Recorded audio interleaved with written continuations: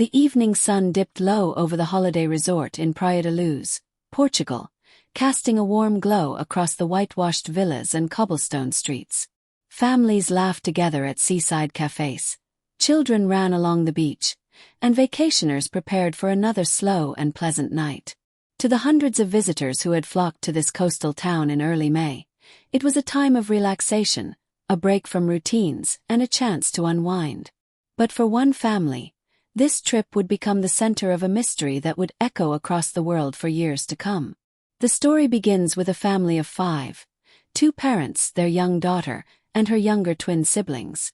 They had chosen this picturesque location for its quiet atmosphere, kid-friendly facilities, and safety. It seemed like the perfect setting for rest, bonding, and new memories.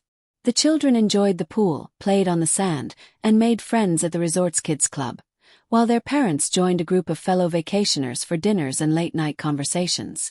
It was, by all appearances, an ordinary holiday, until one night when everything changed. That evening, after a long day of sun and sea, the family returned to their rental apartment.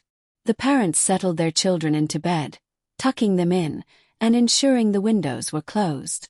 They intended to have dinner with friends just a short walk away at the resort's tapas restaurant, keeping their gathering close enough to check on the children regularly.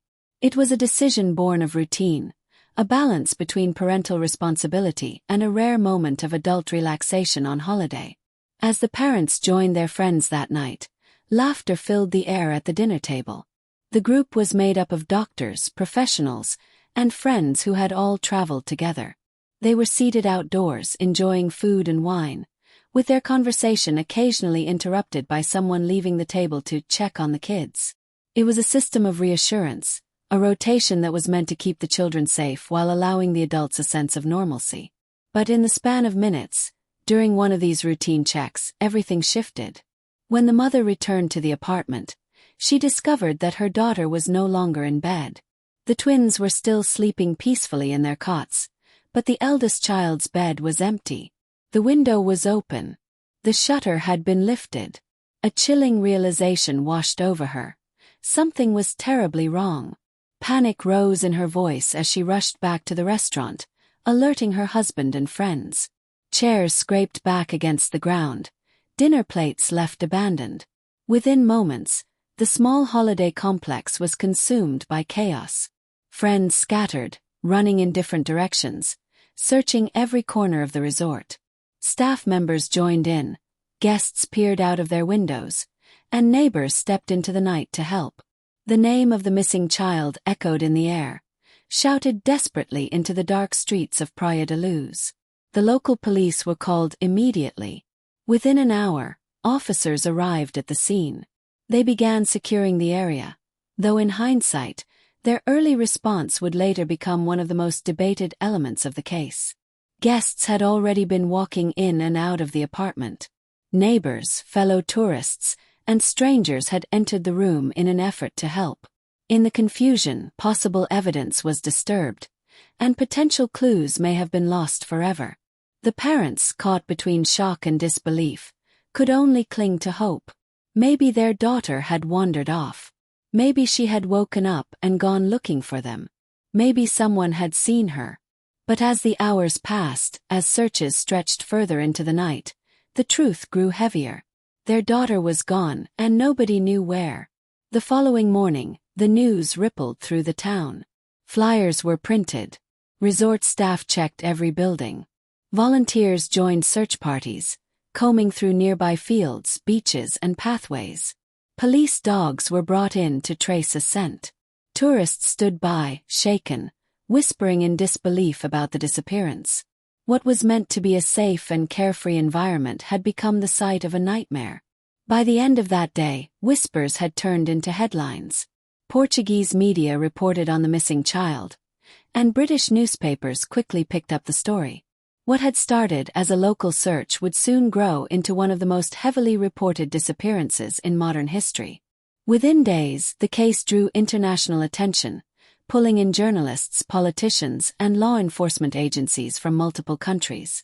At the center of it all was a single question: how could a child vanish from a holiday apartment in a bustling resort, while her family and friends sat just a short distance away. The story struck at the heart of parental fears. Families everywhere saw themselves in the parents, ordinary people who had done what many thought was safe. The resort was filled with other families. It was not a dangerous neighborhood. It was, in every sense, the kind of place where tragedy felt unimaginable. And yet, the unimaginable had happened. In the days that followed, the mystery only deepened. Conflicting accounts emerged. Some witnesses claimed they had seen suspicious figures near the apartment. Others recalled strangers walking through the resort. A few described unusual behavior earlier that day. But none of the information led to the missing child. The local police, under immense pressure, struggled to manage the situation. Resources were limited, communication was strained, and soon tensions began to rise, not just between investigators and the family, but between local authorities and international agencies who wanted to step in. By the end of the first week, the disappearance was no longer just a Portuguese case. It was an international mystery that captivated and horrified the world. Television broadcasts displayed the child's face across Europe. Families kept the image on their screens. For many, it was the first time they saw the story of a missing child unfold in real time, on such a massive scale. The search was no longer just about one small town in Portugal. It had become a global plea. And behind every headline, every photograph, was a family shattered by the loss of their daughter, holding on to hope that she might still be found alive. As the days turned into weeks, and the media descended with growing intensity, the line between a family's private tragedy and a public spectacle began to blur. The case was no longer just about what happened that night. It was about the people, the questions, the doubts, and the relentless attention of the world. The disappearance of a child is every parent's nightmare, and within hours, the case had spread beyond the quiet town of Praia da Luz. News outlets rushed to the scene, cameras set up outside the resort, and reporters filled the airwaves with urgent updates. What had begun as a holiday tragedy now unfolded on television screens across Europe, reaching living rooms thousands of miles away. For the parents, the first days were a blur of fear, grief, and disbelief. They stood before the media with trembling voices, pleading for information. Photographs of their daughter were released widely. Her bright eyes and youthful smile now recognized by millions. But along with compassion came scrutiny. The family quickly found themselves under a spotlight that was as harsh as it was relentless. Investigators worked with urgency, but their early steps revealed cracks in the process. The holiday apartment had not been secured immediately. People had entered and left the room before forensic teams arrived. This meant potential evidence, fingerprints, footprints, fibers, could have been contaminated or lost altogether. Detectives began door-to-door inquiries, speaking with other tourists, staff and residents, but the sheer number of people passing through the resort each day made the task overwhelming. Leads poured in. Some claimed to have seen a suspicious man carrying a child near the resort that night. Others reported unusual behavior by strangers earlier in the day. Police created sketches, circulated descriptions, and appealed for witnesses. But every potential lead seemed to dissolve into uncertainty. There were no clear suspects, no ransom demands, and no explanation that fit neatly into place. Meanwhile, the media frenzy grew. Satellite trucks lined the narrow streets. Reporters pressed neighbors and tourists for interviews. The disappearance was no longer just a crime investigation. It had become a global story of mystery, heartbreak, and unanswered questions. Newspapers printed bold headlines daily, television channels ran round-the-clock coverage, and online forums lit up with speculation. The overwhelming attention was both a blessing and a curse. On one hand, the case became impossible to ignore. The child's face appeared on front pages, billboards, and television screens around the world. Authorities hoped that the global reach might produce a crucial tip or witness. On the other hand, the glare of publicity placed immense pressure on both investigators and the family, fueling rumors, suspicion, and criticism. In the middle of this storm, volunteers poured into Praia da Luz. Locals and tourists joined search parties, combing through the countryside with flashlights and dogs. Helicopters scanned the cliffs and beaches. Divers searched waters along the coast. Flyers were taped to lampposts and shop windows, reminding everyone in town that a child was missing. It was a display of solidarity, but as each day ended with no discovery, hope dimmed little by little. Psychologists later observed how the case tapped into a deep sense of collective fear. Parents everywhere imagined themselves in the same position. The setting, a holiday resort, was supposed to be safe, filled with families just like theirs. The thought that a child could vanish in such a place struck at the very core of trust. People wanted answers not only to help the family, but also to reassure themselves that such a tragedy could not easily happen again. Inside the investigation, however, frustration was growing. Portuguese authorities and British police sent to assist had different approaches. Communication was sometimes tense, with each side criticizing the other's methods. Questions about timelines, witness accounts, and forensic results became points of contention. Instead of clarity, confusion often took its place. The family's every move was documented. When they walked to church to pray, cameras followed. When they met with police, microphones crowded around. Their choice of words, their facial expressions, even their body language, became fuel for speculation. For many observers, sympathy mixed uneasily with suspicion, a cruel consequence of the spotlight. Over the following weeks, new theories emerged. Some believed the child had been taken by an opportunistic stranger. Others suggested an organized group, perhaps connected to trafficking. Still others whispered darker suspicions closer to home. These theories divided public opinion, and the media amplified them, sometimes without evidence. The result was a whirlwind of competing narratives, each one more dramatic than the last. Despite the chaos, the family remained focused on one goal: finding their daughter. They launched a campaign, appealing to governments and organizations across Europe for help. Posters were translated into multiple languages. A dedicated hotline was set up. Donations began to flow in, funding private investigators and awareness campaigns.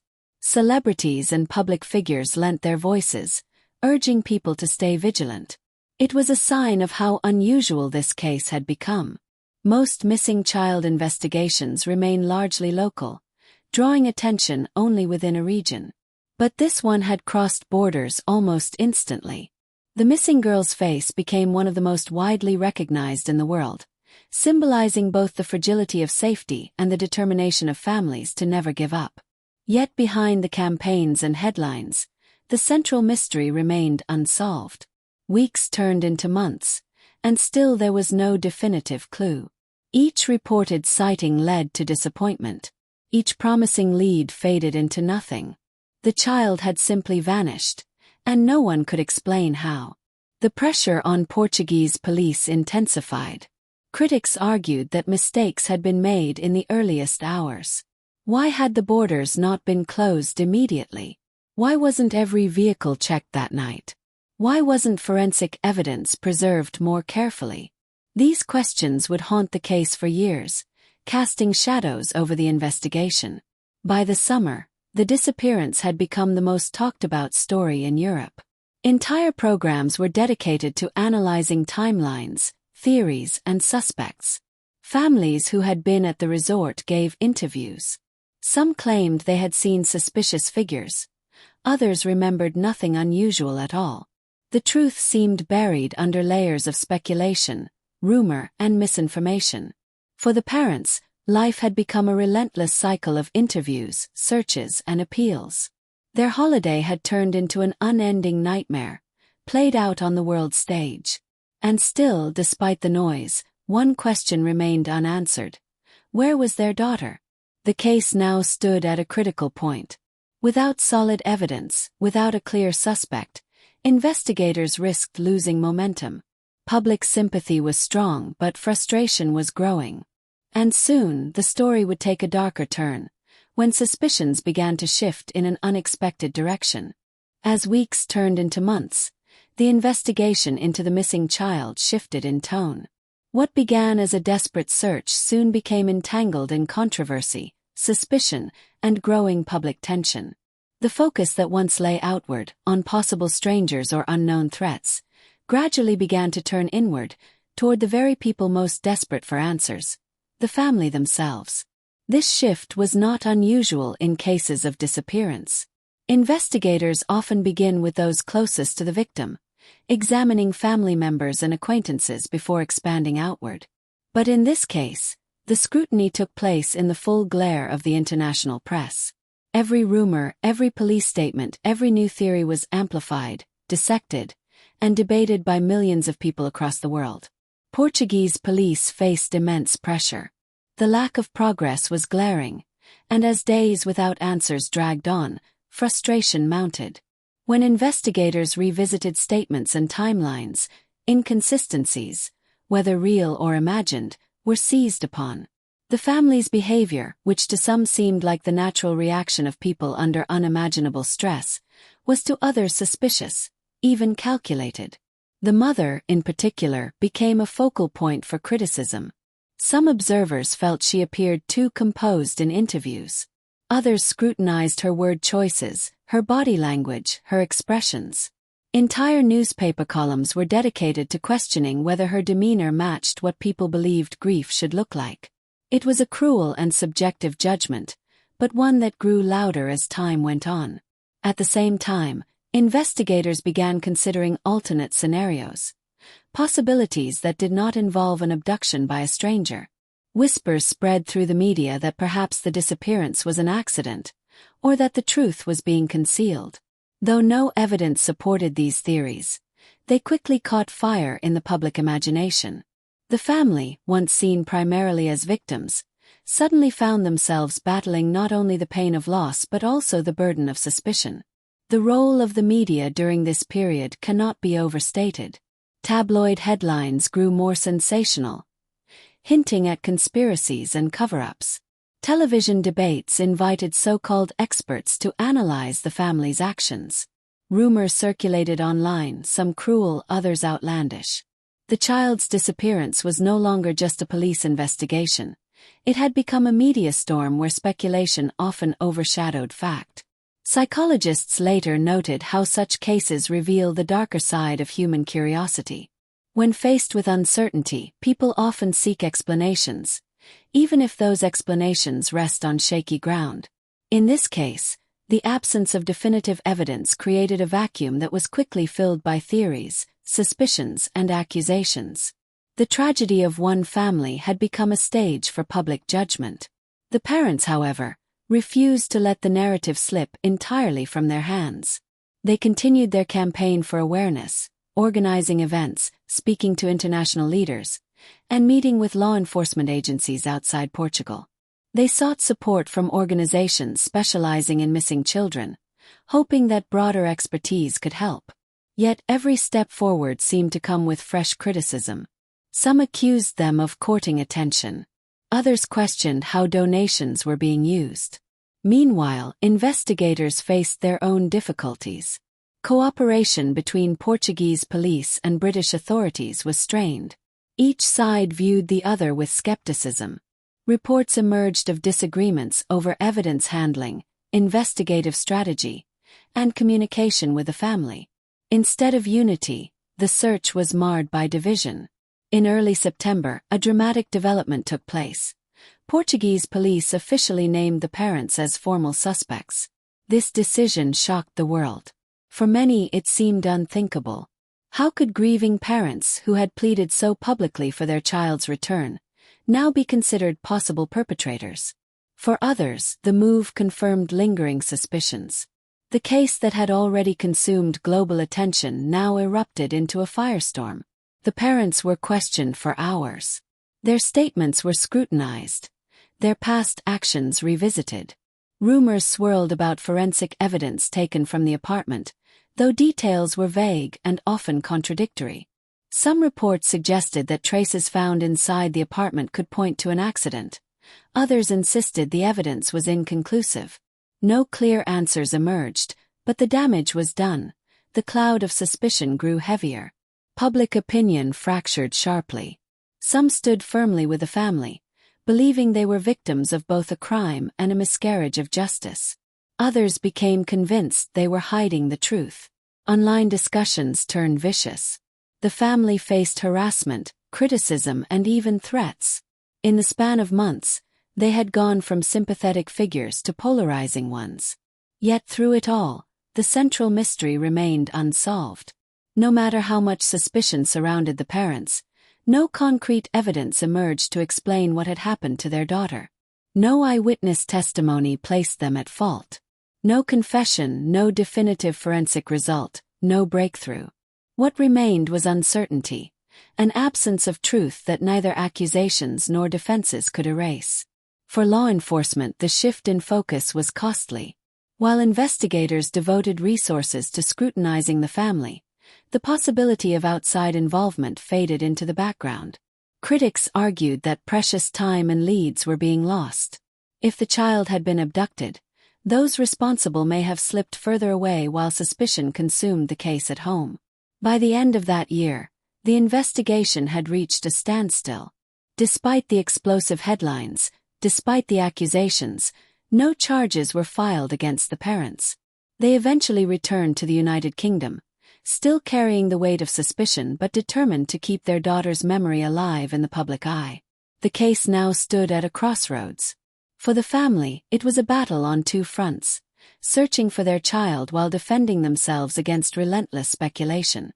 For investigators, it was a maze of conflicting evidence, strained cooperation, and dwindling options. And for the public, it was a mystery that seemed to grow only deeper, with fewer answers and more questions than ever before. The next chapter would be defined not by discovery, but by silence. Leads slowed, media interest fluctuated, and the case began to drift into the long, uncertain territory of cold investigations. Yet even in the quiet, the mystery refused to fade. It lingered, unresolved, a shadow that refused to let go of the family, the investigators, or the millions who had followed the story from the beginning. The disappearance was no longer just an incident. It had become a cultural touchstone, a reminder of vulnerability, of uncertainty, and of the limits of both law enforcement and human understanding.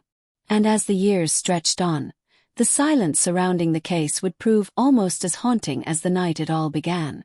As the first year passed without answers, the case began to transform. What had once dominated front pages and nightly broadcasts slowly faded from the immediate news cycle. The relentless headlines and constant speculation gave way to other stories, yet the shadow of the missing child lingered. The family refused to let the world forget, even as investigators reached dead ends and official momentum slowed. With no arrests and no concrete evidence, the investigation seemed suspended in uncertainty. Portuguese police scaled back their involvement, citing a lack of new leads.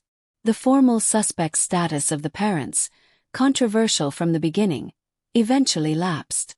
But while suspicion lingered in some corners of the public, legally, they were no longer under investigation. The case, however, remained open and unsolved. During this time, the parents took matters into their own hands. They launched a private investigation, hiring former detectives, intelligence officers, and child recovery specialists. Funding came from donations worldwide, a testament to the reach the case had achieved. With these resources, the family pursued tips that official channels had dismissed or overlooked. Sightings poured in from across the globe. From Spain to Morocco, from Malta to South America, people claimed to have seen children resembling the missing girl. Each report was examined carefully, and some sparked renewed hope. In one case, a passerby reported seeing a child on a ferry that seemed to match the description. In another, a tourist in North Africa thought they spotted a girl with strikingly similar features. But each lead after investigation fell apart. The children were identified as others, the descriptions proven mistaken, the hope dashed. The psychological toll of these false alarms was heavy. Each new report carried a fragile spark of optimism, only to be extinguished by reality. Still, the family pressed forward, believing that even one sighting might someday lead to the truth. Meanwhile, the case continued to capture public fascination. Documentaries aired, dissecting every detail of the timeline. Books were written, some sympathetic, others critical. Online forums became battlegrounds for theories, arguments, and speculation. People who had never met the family, never visited Portugal, and knew nothing firsthand became convinced they knew what had happened. In a strange way, the disappearance had become a shared mystery, one that countless strangers felt personally invested in solving. The years of silence also raised questions about how investigations are conducted across borders. British police, frustrated by the limitations of working in Portugal, launched their own inquiries. Interpol issued notices. But coordination remained difficult, slowed by jurisdictional boundaries, differing priorities, and political sensitivities. For the family, the hardest challenge was enduring the passage of time. Birthdays came and went.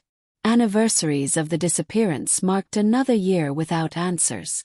The twins grew older, their lives forever shaped by the absence of their sister. And the parents faced a delicate balance, continuing the search while also providing some sense of normalcy for their remaining children. Psychologists often note that unresolved loss, sometimes called ambiguous loss, is one of the most painful experiences humans can endure. Unlike grief after death, where closure is possible, ambiguous loss traps families in limbo. Hope and despair coexist, pulling in opposite directions. This was the reality the family lived with. The desperate need to believe their daughter might still be alive, and the crushing weight of years without proof. In the background, whispers of new suspects occasionally emerged. Some individuals with criminal records in the area were questioned. Others were named by tabloids, only for their involvement to be dismissed later. Each time, the media would surge back into the story, reviving the mystery, only for it to recede again when no breakthrough appeared. The cultural impact of the case was undeniable. Families who traveled abroad became more cautious. Resorts and hotels revisited their safety policies. Governments emphasized cross-border cooperation on missing children. The case had transformed into a cautionary tale, changing the way many viewed family holidays, security, and trust in unfamiliar places. Yet, despite these broader effects, the central question remained stubbornly unanswered. What happened that night in Praia da Luz? By the 5th anniversary of the disappearance, the story once again returned to global headlines. Vigils were held, interviews were broadcast, and campaigns renewed. The parents published appeals, their faces now marked by the strain of years of uncertainty. The child's image, once a symbol of youthful innocence, now carried the haunting weight of a case that refused resolution. But hope was not gone. In the United Kingdom, pressure mounted for a fresh review of the case. Critics argued that too many mistakes had been made early on, that too many leads had gone unpursued. Slowly, momentum built for a more comprehensive investigation, one that would revisit everything from the beginning, with new eyes and modern tools. That moment finally arrived years later, when British authorities launched an official review, eventually named Operation Grange. Dozens of officers pored over old files, re-examined statements, and cross-checked evidence. It was a painstaking process, one that sought to cut through years of confusion, rumor, and contradiction. For the family, the announcement brought renewed hope. At last, after years of silence, their daughter's case was again at the center of serious law enforcement efforts. The involvement of the British police gave many the sense that progress might finally be possible. But with hope came caution. After so many disappointments, after so many false alarms, they knew better than to expect quick answers. And yet, beneath the surface of quiet persistence, new clues were beginning to emerge. Investigators had not forgotten. They were working, quietly, methodically, searching for the thread that might finally unravel the mystery. The world, too, remained watchful. Every new anniversary brought back the story. Every fresh investigation reignited debate. The case had become more than a missing persons inquiry. It was a mystery that had defined an era, a reminder of how fragile safety can be, and how relentless the search for truth must remain. But as the next chapter of the investigation began, one fact loomed large. The answers, if they existed, would not come easily. Years had passed. Evidence had faded. Witnesses' memories had blurred. And yet, despite all the obstacles, hope endured, that somewhere, somehow, the truth could still be found. When British authorities launched Operation Grange in 2011, it represented the most ambitious attempt yet to untangle the disappearance. After years of frustration and silence, the case was back under the microscope. Scotland Yard assigned dozens of officers to review every detail, from witness statements to forensic records, using new technology and investigative methods that had not been available at the time of the disappearance. The team's goal was twofold: to correct mistakes of the past and to generate fresh leads for the future. For the family, it was a moment of cautious optimism. They had endured years of unanswered questions, years of defending themselves against suspicion, and years of chasing false leads across the globe. Now, finally, professionals with significant resources were taking another look. The process was slow and meticulous. Investigators combed through thousands of documents, photographs, and interviews.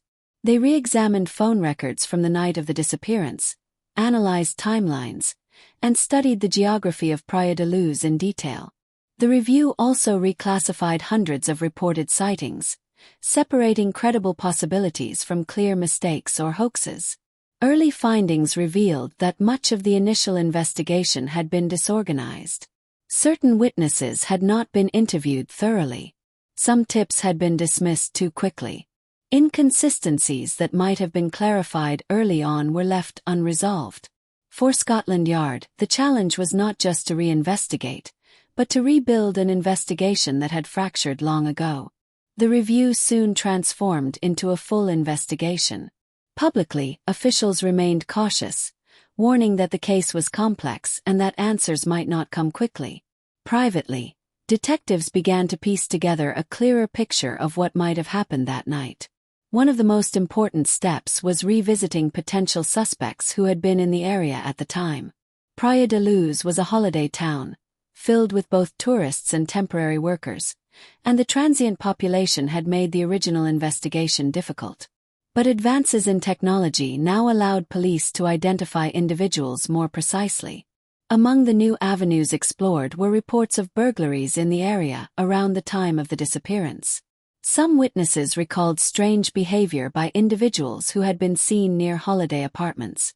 Police began to consider whether the disappearance might have been linked to a break-in gone wrong. This theory suggested that the child could have been taken impulsively rather than through a planned abduction. In addition to re-examining local suspects, Operation Grange coordinated with law enforcement agencies across Europe. They circulated updated age progression images of the missing girl, showing what she might look like as she grew older. The images were broadcast widely, reigniting international interest in the case. For the family, each new image was bittersweet, a symbol of hope that she might still be alive, and a painful reminder of all the years that had passed. As the investigation deepened, certain individuals became persons of interest. One was a man with a history of criminal behavior who had lived in the region at the time. Another was a convicted offender with ties to the area. Though police did not immediately reveal details, it became clear that they were narrowing their focus. The media once again swarmed. Every hint of a possible breakthrough sparked headlines. Television crews returned to Praia da Luz, retracing the story from the beginning. The case that had defined headlines years earlier was once again at the center of public attention. And once again, theories multiplied, some based on fact, others on rumor, all feeding the mystery that surrounded the disappearance. But beyond the speculation, Operation Grange brought a renewed sense of seriousness. It reminded the world that this was not just a story. It was an active case, still unsolved, still worthy of answers. The family, who had endured both sympathy and suspicion, now had official support on their side. One of the most striking aspects of the renewed investigation was how it highlighted the passage of time. Nearly a decade had passed since the child disappeared. Witness memories had faded, physical evidence had deteriorated, and many leads had gone cold. Yet the determination to find answers had not diminished. In fact, the years seemed only to fuel the resolve of investigators, who viewed the case as both a professional duty and a moral responsibility. Psychologically, the case had also become emblematic of hope against impossible odds. For families of missing children everywhere, it was proof that cases could remain alive, that police might continue to search even after many years. Charities working with missing persons pointed to the case as an example of why awareness and funding were vital, not just in the first days of a disappearance, but for decades afterward. By the mid-2010s, Operation Grange had generated hundreds of new lines of inquiry. Detectives interviewed witnesses across multiple countries, conducted forensic retests, and followed up on reports that had once been overlooked. Although not every lead produced results, each step represented progress compared to years of stagnation. Then, in 2019 and 2020, international attention focused on a new suspect, a German national with a history of violent crimes, who had lived in Portugal around the time of the disappearance. Authorities revealed that they were investigating this man as a prime suspect, citing circumstantial evidence and his known criminal activities. While details remained limited, the announcement marked one of the most significant developments in years. For the first time in over a decade, there was a named individual at the center of the investigation. German prosecutors announced that they believed they had evidence pointing toward the suspect's involvement. The revelation reignited global headlines and renewed public debate. Still, no charges were filed directly relating to the disappearance. The suspect denied involvement, and the case remained unresolved. Investigators pressed forward, but the announcement underscored how challenging it was to move from suspicion to definitive proof. For the family, the development was a double-edged sword. On one hand, it represented progress, a sign that law enforcement had not given up. On the other, it forced them to confront the painful possibility that their daughter might no longer be alive. As the years continued, the case evolved from a breaking news story into a lasting mystery, one that spanned borders, generations, and countless theories. It had become a part of cultural memory, an unsolved puzzle that symbolized both the fragility of safety and the enduring resilience of hope. But the story was not over. With each new lead, each new suspect, the possibility of resolution remained. And while the answers had eluded investigators for years, the determination to uncover the truth had not faded. The stage was now set for the final chapter, not just the ongoing search for justice, but the legacy of a case that had shaped public consciousness around the world. As the years stretched on, the disappearance that began on an ordinary family holiday became one of the most infamous mysteries in modern history. Countless investigations, witness interviews, media reports, and theories had filled the years that followed, yet the central question remained hauntingly unanswered. What happened that night in Praia da Luz? For the family, the journey was one of resilience in the face of unimaginable pain. They refused to allow the world to forget their daughter, even when the headlines quieted and the cameras turned elsewhere. They built campaigns, established foundations, and spoke openly about the importance of never giving up hope for missing children. Each anniversary became both a day of mourning and a renewed call to action. Their daughter's image, once just a simple holiday photograph, had become iconic. It appeared on posters, websites, and television broadcasts across the world. With every passing year, new age progression photos were released, showing what she might look like as a teenager, then as a young adult. These images were bittersweet symbols, a way of keeping her present in people's minds, and a reminder of all the birthdays and milestones that had passed in her absence. The global impact of the case cannot be overstated. It changed the way missing child investigations were conducted, highlighting the importance of immediate response, forensic care, and international cooperation. Many pointed to the early mistakes in the investigation as lessons for the future. The importance of securing crime scenes, protecting evidence, and coordinating across borders from the very beginning. The case also revealed the power and the danger of media coverage. On one hand, the enormous attention meant the world knew the missing girl's face. Her disappearance was impossible to ignore, and that awareness generated tips, donations, and pressure on authorities to continue searching. On the other hand, The constant spotlight magnified suspicion, spread rumors, and turned a family's private grief into public spectacle. It was a vivid reminder of how quickly sympathy can turn into scrutiny, and how the quest for answers can sometimes blur the line between fact and speculation. For law enforcement, the case served as a sobering example of how fragile investigations can be. Despite the dedication of officers in both Portugal and the United Kingdom, despite years of work, the trail had grown cold too quickly. In later years, police openly acknowledged the difficulties. Evidence disturbed in the earliest hours, witnesses recalling events through the fog of time, and suspects who had vanished into the anonymity of transient communities. Yet even in the face of so many challenges, the investigation continued. Operation Grange remained active long after most cases would have been closed, demonstrating an extraordinary commitment to pursuing the truth. The naming of a German suspect in recent years showed that even decades later, new developments were possible. Whether those developments will one day provide final answers remains uncertain, but they prove that the case is not forgotten. The psychological dimension of the case is also significant. Experts often describe the disappearance as a form of collective trauma. Millions of people followed the story from the very beginning, experiencing the shock, the hope, the disappointment, and the lingering uncertainty. Parents saw in it their own greatest fear. Communities around the world absorbed the lesson that safety is never guaranteed, not even in the most ordinary of places. For the family, the legacy is deeply personal. They have spoken often about living with ambiguous loss, the painful state of not knowing whether their daughter is alive or dead. Unlike bereavement, where grief has an endpoint, ambiguous loss keeps wounds open indefinitely. It forces families to live in two realities at once: the hope that their loved one is alive, and the despair that they may never return. It is a burden that never truly lifts, even as the years pass. And yet, alongside the pain, there is resilience. The case inspired campaigns for child safety, the creation of networks to help families of missing children, and efforts to improve international cooperation in such cases. In that sense, the disappearance had an impact far beyond one family. It reshaped how societies respond to tragedy. Today, the name and the face of the missing girl remain etched in public memory.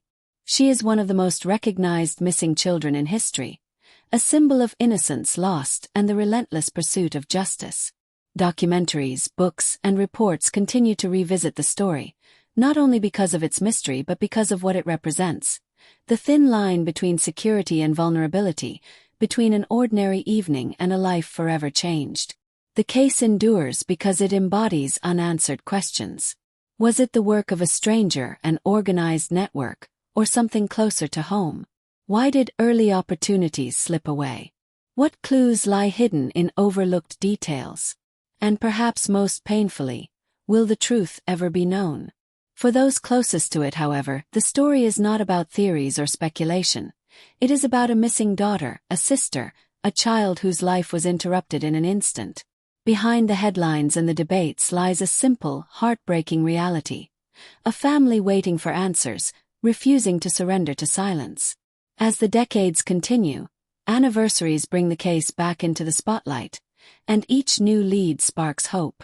Perhaps one day, a forgotten memory, a piece of overlooked evidence, or a single witness will unlock the truth.